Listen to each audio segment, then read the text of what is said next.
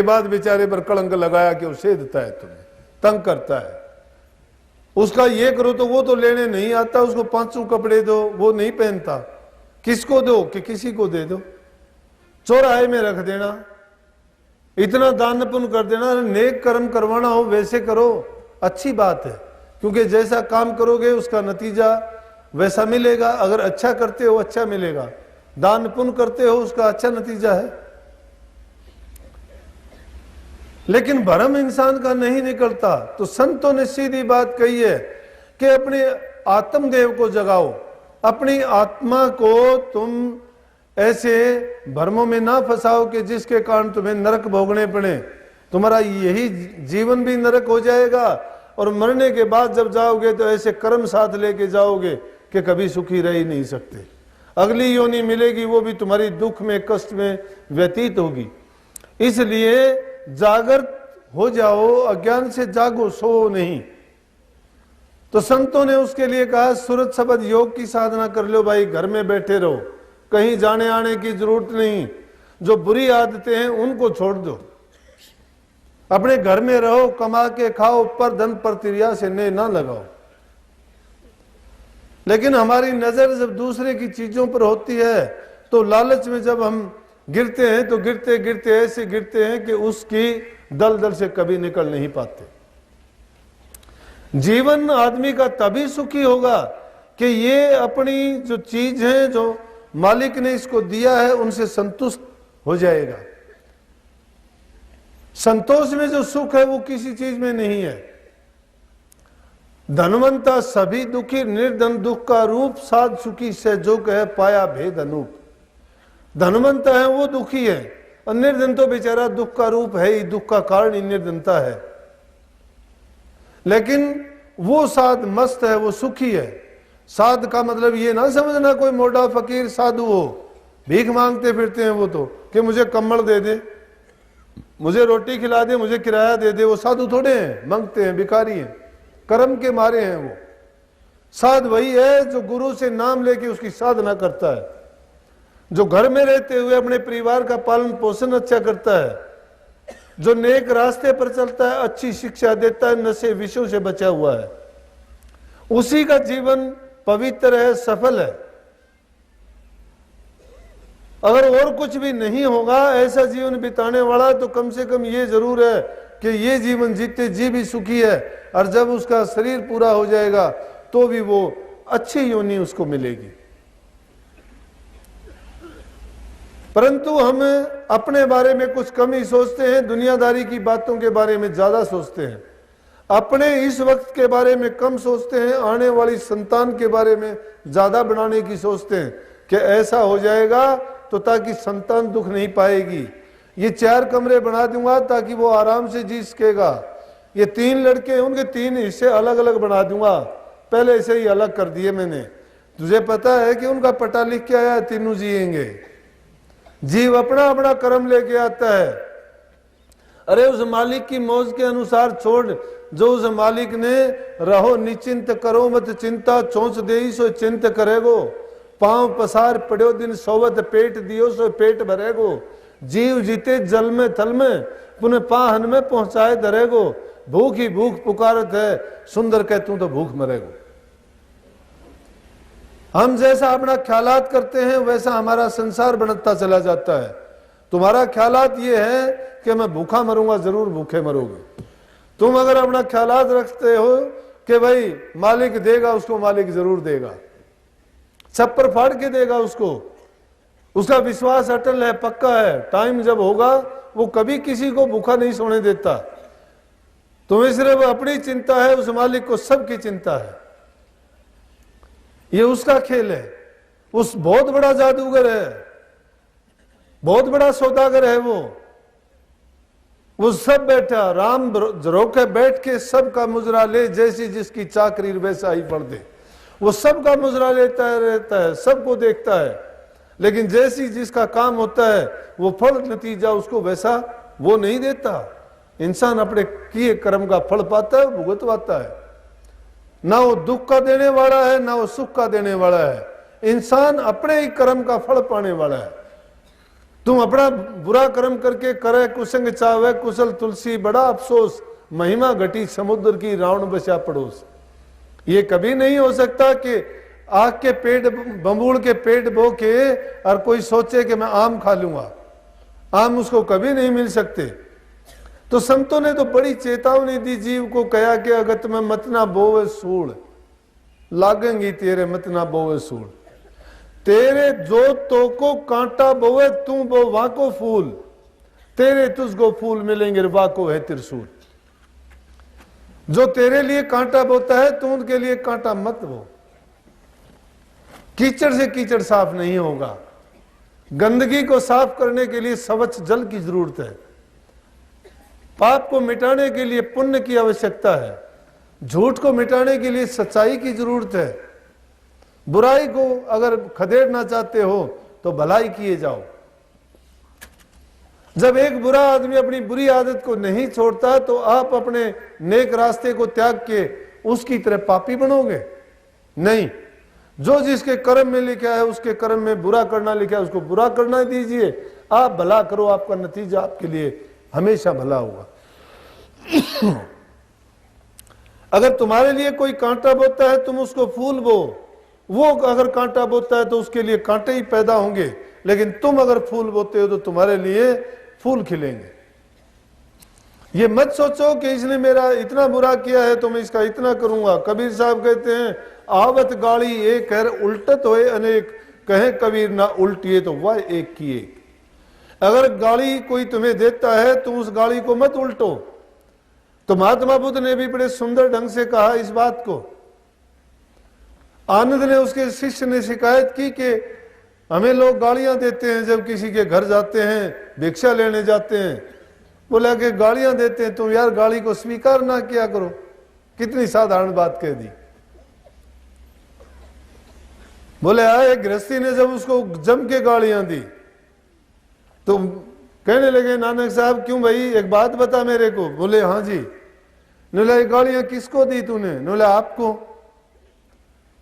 बोला लेकिन मैं तो आपसे भीख मांगने आया था, आपने भीख मेरे को अगर भीख देते आप और वो भीख में नहीं लेता तो किसकी होती भीख, कि किसकी क्या होती, मेरी होती। बोला तो तू अब गालियां दे रहा है, मैं तेरी गाली नहीं लेता। ये गालियां किसकी हुई। कुछ नहीं कहा, शर्मिंदा हो गया। जब तुम्हें कोई बुरा कहता है उस बुराई को स्वीकार ना किया करो, मंजूर ना किया करो, छोड़ दिया करो, उसी को लगेंगी जाके। रबड़ की गेंद है ये। इस संसार में इस ब्रह्मांड में जो चीज दिखाई देती है, जो कर्म हम करते हैं, वो रबड़ की गेंद की भांति उछलती है। एक बार अगर मारते हो तो कितनी ऊंचाई पे जाके लगती है वो। एक एक बोला हुआ शब्द उसके लेखे में लिखा जाता है।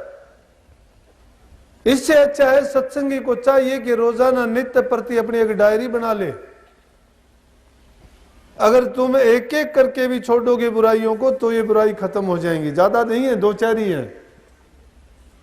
अगर वो दो चार बुराई छोड़ दो, कभी से सुनते जरूर आए हैं, दुआई जरूर दे दोगे कि नाम लिए मेरे को, बड़े अकड़ और गर्व के साथ कहोगे 20 साल हो गए, मुझे 25 साल हो गए नाम लिए, तू आज मुझे रोकने वाला हो गया। अरे रोकने वाले का क्या सवाल है, नाम लेके तूने नाम का क्या किया। अगर आपस में मिलते हैं तो भी हाथ मिला के ये पूछे तेरा हाल क्या है, कारोबार कैसा है, बच्चों का काम धंधा क्या है, क्या करते हैं। लेकिन कभी ये पूछते हो कभी कि भाई साधन अभ्यास का क्या हाल है। कभी पूछते हो कि कितनी देर अभ्यास करते हो। नहीं, कोई नाम नहीं लेता इस बात का, तो फिर दुआई देते हैं कि 20 साल नाम लिए होगे। ना मन बदला, ना विचार बदले, ना कोई परिवर्तन आया, तो नाम कहां गया तुम्हारा। अरे नाम तो ऐसा है कि अगर फसल आई, फसल के टाइम पर तुमने बीज डाल दिया जमीन में और बीज को सही खुराक पानी और सही वातावरण नहीं मिला और वो बीज अगर पैदा नहीं हुआ तो मिट्टी में वो तो गल सड़ के खत्म हो गया। अगली साल आएगी तो तुम नया बीज ना डाले अगर वो बीज डला हुआ है उसमें। जब तक किसी चीज की परवरिश नहीं की जाएगी तो नाम जो दिया गया नाम की कमाई करने के लिए, नाम नित्य प्रति के अगर तुम एक एक मिनट के लिए भी अभ्यास करो, एक एक मिनट के लिए। मैं तो क्या देखता हूं, कुछ दिन में सत्संगी कुछ दिखाई देते हैं, फिर उनको 2 शब्द गाने आ जाते, एक तारा लेके घर घर घूमना शुरू कर देते हैं कि बोले सत्संग करवा ले, सत्संग करवा ले। भाई क्या गरज है तुझे सत्संग करने की, तू क्या सत्संग करेगा? अब चली जाए लड़की बेचारी के भाई आ गया तो चल ले कर दे, वो अपने 10-5 शब्द गा हुआ चलता न, वो 100-200 रुपये भी देंगे, अच्छा खाना हलवे बनेंगे, उसने खाने का जीभ का स्वाद पड़ जा, जेब में नोट गल जा, फिर वो रोज फिर घर घर हो ले। अच्छे उसने बिस्तर लगा के दे, अच्छा फटकार फटकार के सोए, क्योंकि उसने भगत मान ले बेचारे। तो क्या वो नाम, मैं कहता हूं कि जब ऐसी गई सेवा जो इंसान नहीं करता, ये बात मेरी लिख लो, जो इंसान सेवा नहीं करता है भजन नहीं करेगा। जिसके दिल में प्रेम नहीं है तो नाम नहीं जपता। अगर नाम का अभ्यासी होगा 2 चीज उसमें पहले आ जाएंगी, सेवा भाग के करेगा। जो सेवा करता है उसको नाम जपने की जरूरत नहीं होती, क्योंकि जब सेवा करता है सेवा को वो उस रूप में मानता है कि भाई सेवा से मेरे कर्म कटेंगे। निश्चय रूप से सेवा से कर्म कटते हैं, नहीं करते तो मैं बता दूंगा और उसका फल मिलता है। कलयुग में तो सेवा का इतना फल मिलता है, इस हाथ दो और उस हाथ लो। मैंने अभ्यास की बात नहीं बताई, सिर्फ ये बातें तो मैं ऐसे बता रहा हूं क्योंकि इन बातों की आवश्यकता है। आप नाम ले लेते हो, कई लोग बड़े प्रेमी ऐसे होते हैं, कहते हैं कि जी दिन में 2.5 घंटे तो भजन करना चाहिए। पूछता हूं करते हो 2.5 घंटे भजन? किस चीज का भजन करते हो? तुम्हारे दिल में तो विरोध पालते हो कि फला उसके सत्संग में ना जाना, वो वहां का सत्संग है उसमें मत जाना। तो 2.5 घंटे जो तुमने भजन किया, उस भजन में तुम्हें ये बात बताई, तो उस शब्द को जाति का भेद है, उस शब्द को अलग अलग गुरुओं का भेद है। इसका मतलब अरे वो शब्द तो निर्लेप है, सब चीज से उठा हुआ है, उसकी जाति नहीं, लिंग नहीं, धर्म नहीं, उसका कोई किसी प्रकार का भरम नहीं है। वो तो एक ही अवस्था है, नहीं खालिक मखलूक ने खिलकत, करता कारण काज ने दिक्कत, राम रहीम करीम ने कैसो, कुछ नहीं कुछ नहीं कुछ नहीं था सो। जो तो क्या है वो हैरत हैरत हैरत होई और हैरत रूप धरा तुम सोई। वो हैरत रूप है, ना वो कर्म के बंधन में है, ना वो किसी दायरे में आता है, ना वो सूक्ष्म है, ना वो विशाल है, ना वो जाहिर है और ना ही वो गुप्त है। वो है, हर जगह है, जिस रूप में मानते हो वही है। अभ्यासी क्या हो, वो नाम को समझते क्या हो? ग्रंथों में वो लिखा नहीं जाता, ग्रंथों में उसकी तरफ इशारा कर दिया गया, सिर्फ उसका अनुमान लिखा गया, प्रमाण नहीं है। प्रमाण तो इंसान जब अभ्यास करेगा, अधराणी अधराणी ये नहीं है। जैसे नानक साहब ने भी अपने जो वचन थे, सत्संग थे, उनमें जगह जगह जाके जीवों को चेताया और फरमाया। और इसी प्रकार से घूमते घुमाते एक बार काबुल कंधार की तरफ निकल गए, और वहां काबुल कंधार में जब पहुंचे तो वहां दस्तगीर नाम का एक फकीर था, मुसलमान फकीर। तो उसका शिष्य भी वहां आके सत्संग को सुनने लगा। नानक साहब ने बात कही कि आसमानों के ऊपर आसमान है, लाखों आसमान है, कोई गिनती नहीं है आसमानों की। पातालों की कोई गिनती नहीं है, पातालों के नीचे पाताल है। वो दस्तगीर के शिष्य बोले कि हमें तो सिर्फ 7 आकाशों की बात बताई गई है। अब हम भी इन गिनतियों में पढ़ते हैं कि भाई 5 शब्द हैं, 5 शब्द धुनकारे धुनबाज हैं, क्यों किताबों में लिखे हुए पढ़ लिए, सुन लिए कि भाई 10 शब्द होते हैं, 5 शब्द होते हैं। भाई पहला घंटा बाजेगा, फिर शंख बाजेगा, बहुत बड़ी उसी दूसरे जीव को ऐसे समझाएंगे जैसे इसने वो सारे देख रखे हैं। अरे अभ्यास करते नहीं हो, मूर्ख हो, सुनी सुनाई बात, पढ़ी पढ़ाई बात, तुम अज्ञानी आदमी, और क्यों झूठ बोलते हो? अगर तुम अभ्यास करते तो तुम्हें ये बखान करने की जरूरत नहीं थी। जिससे पूछने गए उस घर का भेद वो तो गुम पाया, उसने बताया ही नहीं। कोई कहे हड़का कोई कहे भारी, जल की मासरी चढ़ी खजूरी, कहे रे बकवाद लाई हो जिन हरी पाई और तिन ही छिपाई हो। कि क्यों बकवास लगा रखी है कि जिसने उस हरी को पा लिया उसने तो छिपाया, उसने कभी नहीं कहा कि ये है वो है। तो उन्होंने भी, फकीरों ने क्या कहा, दस्तगीर के पास जाके कहने लगे, जी नानक साहब तो एक फकीर आए हैं कोई, नानक अपना नाम बताते हैं और कहते हैं कि सातवें आकाश से तो बहुत ऊपर हैं। वो कहने लगे कोई नुगरा आदमी है ये तो, अच्छा आदमी नहीं है कि सातवें आसमान के ऊपर भी आसमान बताता। बोला जी वो तो हजारों बताता है। बोला कि जाओ उसको पत्थर मारो, काफिर है वो। ये काफिरों का काम होता है जो झूठ बोलते हैं। हमारे ग्रंथ कहते हैं कि सातवें आकाश से ऊपर कोई आकाश नहीं है। वो गए जाके, क्या समझे फकीरों की मौज को। लेकिन आज के जमाने में ना कर बैठना ये बात है। ये तो टाइम टाइम की बात होती है। कलयुग में स्वामी दया बिचारी, प्रगट करके शब्द पुकारी, कलयुग कर्म धर्म नहीं कोई, नाम बिना उद्धार ना होई। कलयुग में उद्धार नाम के बिना नहीं होगा। ऐसी मौज अब नहीं है कि ये परपंचबाजी या ये खेल जीवों को दिखाया जाए। ये बाजीगर के खेल हैं और ये साधक की कमाई को लूट लेते हैं ऐसे खेल दिखाने। इसलिए संतों ने इस मौज को बंद कर दिया कि ये खेल नहीं दिखाना। इसमें जीव का अहित होता है, लुट जाता है, वो अपनी करनी से गिर जाता है। लेकिन नानक साहब पूर्ण पुरुष थे, उनको क्या फर्क पड़ता था। जब वो उनको गए उनके शिष्य पत्थर मारने के लिए, हाथ में पत्थर उठाया और हाथ उठाया तो नानक साहब ने एक दृष्टि भर के देखा, वो हाथ वहीं रुके। वो हाथ ना नीचे हो ना पत्थर छूटे।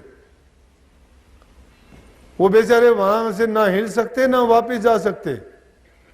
उन्होंने लाख कोशिश करी, मुड़ के देखा, तुड़ के देखा, हाथ को हिलाने की कोशिश की, उस हाथ को ले जाए कहीं नहीं, पत्थर की मूर्त की भांति हो गई। सिर्फ जबान जबान चलती। उन्होंने लोगों से कहा कि हमारे गुरु दस्तगीर से कहना कि तुम्हारे शिष्यों की ये हालत हुई। वो गए भागे हुए और दस्तगीर पीर से जाके कहने लगे, पीर